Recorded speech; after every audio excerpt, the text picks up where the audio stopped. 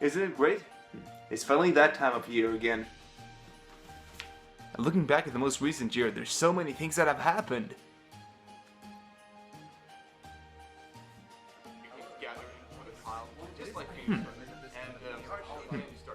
Quite many.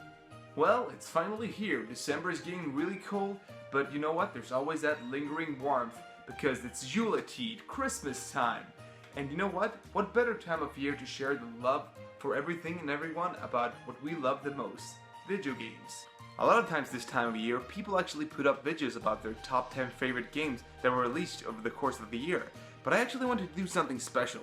I wanted to put up a video about the games that I played this year, not necessarily released this year, but games that I played and enjoyed. So I'm gonna give you a top 10 list of the games that I really enjoyed this year. And some of them actually did release this year, so if you're looking for that kind of stuff, you're in luck for that part. Some of you might find this to be an odd tactic, but I feel like I should give some attention to games that weren't released this year and got a lot of media attention, so that you guys can play some gems as well as the new stuff. And as we all know, that's what you're really looking for, right? So sit back for the top 10 games I played 2014. Let's get to it!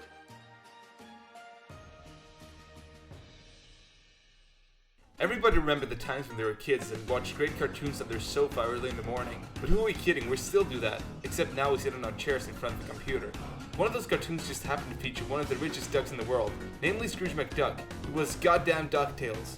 DuckTales was one of the best, most creative TV series on there, spawning several seasons, and a movie to boot. But what was that other thing we kept remembering about the series? Oh yeah, the freaking video game. The DuckTales video game was one of the finest examples of platforming genius back in the days of the NES, and now it was finally remastered, with full HD graphics, and extremely nice cutscenes to boot. It was the stuff of dreams. This is the kind of stuff you wanted to play as a kid. At least it was what was going on in your head. Every time you sat in front of your NES with those pixelated graphics, you always imagined it to look like this. And for that sole reason, I could purely put it on this list. But that isn't the only reason. The game just does so much more with its material. Being a remake, it expands the levels, add a bunch of new visuals, and all sorts of crazy things. This game just shows that old ducks can learn new tricks. And I can guarantee by the way it looks, that the very one duck himself had some money put into this. Then again, maybe not. Now if you guys excuse me, I'm gonna take a dive into the vault of money I have, and break my spine. Sharing the number 9 spot is Castlevania 2 Balmon's Revenge and Gargoyle's Quest for the Game Boy. Why I lump these two together is simply because I played them pretty much back to back and they were really short experience, both of them. But hey, they were extremely good experiences. In fact, I was really surprised by what I got here. I've been a long-time Castlevania player and I haven't really seen this kind of variation in game styles, especially in terms of level design. The great challenge of all the Castlevania games still remain intact. A really cool addition to this game is that you can choose your levels, but also inside the levels you can choose which way you want to go to the end boss. There's up to 2 options per stage, which bumped up the replay value. Castlevania 2 sure as hell blew me away. I was always a fan of the very first Castlevania game, alongside Rondo of Blood, and I think this game works pretty naturally from those concepts. The level designs are much tighter than, let's say, Castlevania 3, and this game has nothing to do with Castlevania 2 on the NES. Just a heads up. Once again, the Belmonts are whipping out the hugest, most ginormous, awesome adventure ever. And that's just the start. Then we come to Gargoyle's Quest, something that's more akin to Mega Man Zero than anything. I was just surprised they managed to put this kind of game, which is an original concept too, on the Game Boy. It's not only a side-scrolling action game, it's also an RPG. So you go and visit towns, looting shit as usual, then you do some demon shit. You spit fire like a crazy guy, you can float in the air, and then you can upgrade yourself. It's nuts. This game is freaking awesome. And hey, what can spell it out better than playing as one of the jerkasses that you meet in Ghosts and Goblins? I'll tell you, nothing. So go ahead and slay some demons if you're playing Castlevania 2. Or save the demons if you're playing Gargoyle's Quest. Now that I think about it, I guess I was sort of bipolar when I played those games. Huh, interesting thought. Just remember that these games use a password system, so while you can expect to whip some demons in Castlevania, Castlevania expects you to whip out your notepad and pencil, because you're gonna be writing down some passwords. Or you could just, look it up on the internet. Which I didn't do, I swear. Why would I rob myself from an experience, Have you guys seen this game? Whoa, holy shit, it blows me away! Fuck, dude, this game is crazy! It's probably one of the most enjoyable action games I've ever played. Heck, I'd tell you guys it's my #1 favorite action game. It is pretty odd that I put Bayonetta on this list the year that Bayonetta came out, but to be honest, I played this game before Bayonetta 2 was announced. But goddamn, this game is awesome. With crazy scenarios and flexible as hell gameplay, you play with a varied style for almost each level, and the action is always so over the top. It's so creative to see all this action going on. But best part about this game is that it uses its own mechanics to its fullest. You have this thing called Witch Time, which basically serves as a reward if you dodge attacks from enemies. It'll slow down time for a while so you can rack up combos. You guys just don't understand how pleasurable it is to play this game. But hey, at least Bayonetta does. So there's that. I sort of wanted this one game per series rule, so I'm gonna apply it here too. Danganronpa, which one is better, 1 or 2? Well, I'll tell you guys, in my perfectly straight opinion, it's gonna be Danganronpa 1. Why? Because I like being stuck in school. Who doesn't want to be in school? Especially when the school is full of really colorful characters that are crazy and want to kill each other. And while I did know a few people in school that did want to kill each other, Danganronpa did it in a fun way. While it is a visual novel and it comes down to the story, there was more things to Danganronpa that made me interested in it. For one, the music was crazy good, fitting pretty much every situation of the game. From the really heated class trails, to the calmer moments where characters just went along and talked to each other. The visuals were also really appealing. I mean, look at them, they look like Parappa the Rapper. Looks like inside their hearts, Spike Chunsoft were always big fans of PlayStation. And thankfully, they made this awesome visual novel for a PlayStation system. I highly suggest you guys don't miss this one out, as absence will get you in trouble with Monokuma. I'll see you in detention. Look, let's all be honest here. Every guy's dream is to become a princess alchemist, so don't blame Gus for providing you with your sick dreams. I know I won't. For you guys unaware, the Atelier series is basically like putting a slice of life together with an alchemy adventure. See, we're already doing some alchemy here. With endless upon endless of endless skits of a bunch of moe cutesy stuff, you get some real hardcore JRPG material to sink your teeth in. Seriously, this game is awesome from a JRPG standpoint, and really fun from all those skits you can get with all the characters. This game can be pretty much summed up in one word. It's addicting. You can approach it in so many ways, it's almost overwhelming, but the thing is, you shouldn't be overwhelmed because you can do so many things in your own leisure. If you want to be a pure alchemist, you can go for the pure alchemist route. If you want to go adventuring a lot, you can do that as well. The game always provides you with answers to all your questions, and holy hell am I surprised you managed to do that. In a game this vast, with so many elements, I think the developers had a harder time developing this game than we have playing it. Atelier Mirror is the third entry in the Arland series. It has some really cute designs and returning characters from old games. You can expand your land and make it even grander. You can even see the way it progresses by entering new areas over and over, and see the changes being made to the actual area. You have this vast selection of really varied characters that can attack enemies in so many different ways. Why aren't people giving this game attention? I think it's about on par with the Tales series. Aside from a few graphical hiccups, the game is strong as hell from a gameplay standpoint. I think every JRPG lover should play this or one of the other two Arland games. There's just too many qualities to overlook. And while some of you guys were busy playing the latest Atelier game, Atelier Escan Loggy, which released this year, I was just hanging back in Arland, having some fun with Meru and the gang. By the time you guys see this, I expect you to already have played Shadow Hearts. After all, I did put up a review of it. It was the first game that made me really want to put some effort into reviews. And hey, that should say something about the quality of the game too, right? I don't need to go into great detail about this. Shadow Hearts was one of those really original games that you just don't see anywhere else. Having a really cool occult overtone, having a really intuitive Mario RPG-like battle system, with a plot that seemingly never slowed down. Shadow Hearts just kept presenting new ideas to video games. And I can't express in words how excited I am for the sequels. Hey, maybe it's gonna be on the next top 10 list for next year. If I play it, I can most assuredly say it will. That's how high hopes I have for the second game, because the first game was just that good.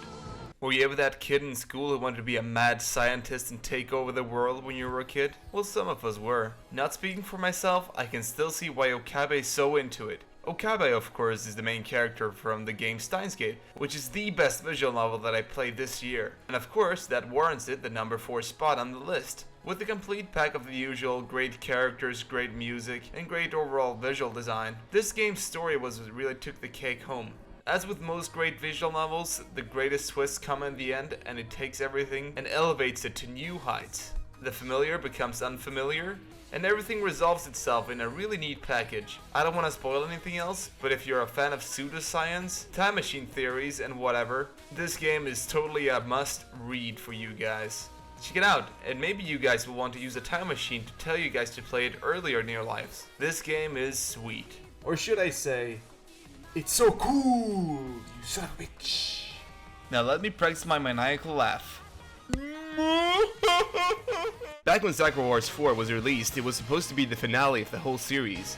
It really comes to show when all of it accumulates to one of the greatest chapters of the Sakura Wars series. Combining the teams from the first and second game along with the third game, putting in a bunch of fan service, and finally choosing your love interest over the course of all 4 games. This game was the perfect way to cap off the whole series. The game could be beaten in about 6 hours, being the length of 3 episodes instead of 12 like the other games. The game showed it was no slouch because it introduced the best enemy in the series, along with the most content-filled chapters. With the amount of routes you could take in this game, you could probably bump up the 6-hour limit to so much more. For a Sakura Wars fan, this is everything you could ask for. Just don't forget to play the other games first to get the full extent of this game. After playing the previous 3 games the year before, I was stoked to put in the 4th game, and when the credits started rolling, memories from the first 3 games came rolling back to me as it played a slideshow from all the old games. Being able to transfer your data from the first game to the 4th was just a great addition, and for people who are fans of games like Mass Effect, I'm sure you'll appreciate it too. This game is such a fantastic game, it definitely deserves a spot on my top 3 of this list. And just in case you guys wonder who I went with, I chose Kana cause she's my waifu. When I started playing Tales of Hearts R, I didn't have too high expectations. I mean, yeah, finally the Vita gets a JRPG that isn't totally just half-assed. But that's the thing, you were expecting it to be sort of half-assed. What we get on the Vita nowadays is just a bunch of dungeon crawlers that are hastily put together. But I can say more than a few things about Tales of Hearts R. This game is just awesome. Naturally it was rivaled with Tales of Exilia 2, so it's really easy to just start comparing the two since they were released in the same year. But if you guys skipped out on Tales of Hearts R to play Exilia 2, you guys should heavily reconsider. Tales of Hearts R doesn't just trump Exilia 2, it exceeds it by miles. Having a much better cast of characters, a much vaster style of fighters, and a much stronger story overall. If you're a Tales fan, you really shouldn't miss this game. It has some of the most humorous skits in the whole series, and some of the greatest characters too. If you're one of those people who really love Grace's F, you will have no trouble loving this, because the battle system in this game is just as frantic and crazy as in Grace's, or at least it gets the closest out of all the games so far. I always wanted to try the original Tales of Hearts, and I was pretty stoked when they announced a remake. I'm so glad this game lived up to its name, and it sure as hell has the heart in the right place. Coming in number 2 is Tales of Hearts R. Maybe it comes in number 2 on this list, but on my Tales list, it shares the number 1 spot alongside Grace's. This game will always have a key to my heart. Oh wait, that's the wrong opening. After a crazy backlash from all the fans, with the Valkyria Chronicles series going from the PS3 to the PSP, what did Japan do? Make a sequel for the PSP. But don't walk away yet, because this game is actually the best in the series. Trust me, you guys. This game has all the content you need in a Valkyria Chronicles game, and more. Taking place in the same time frame as the first game, you get a bunch of fan service, but also an original story. All the gameplay mechanics have been super fine-tuned, and they've been adding a lot of new mechanics as well. Your troops can be highly customized in the form of a skill tree. You can also combine various skills to make them even more personalized. On top of that, you can recruit all the major characters throughout the whole series, with some excellent DLC chapters and a really dark and interesting story full of betrayal, trust, and a lot of fighting. The game keeps you entertained for all the 60 hours of gameplay you'll get from it. That's like 3 times as long as the other games. The game is nothing short but a masterpiece. Sadly, it was not officially localized, but thanks to the efforts of fans, we got to play this January of this year. And after being crazy hyped up for this game for a long time, I jumped on board immediately. Being one of my absolute favorite JRPGs of all time, Valkyria Chronicles secures its place as number 1 in Game of the Year this year for me. So don't shy away from it. Play it and enjoy it. Both the game and the fans who translated it deserve that. Well, I guess that was that. You know what? I feel like Christmas has a lot of similarities to video games. The way we get together for multiplayer matches could sort of be a parallel to how we get together for the Christmas table. Or how we wrap up presents could be compared to how we open up a chest in Zelda. So in a way, we always carry the spirit of the holiday inside us, and that's sort of a testament to our show. Me and Senkai always wanted to start a community to share our love for something, and in all honesty, all of us gamers are like a huge family.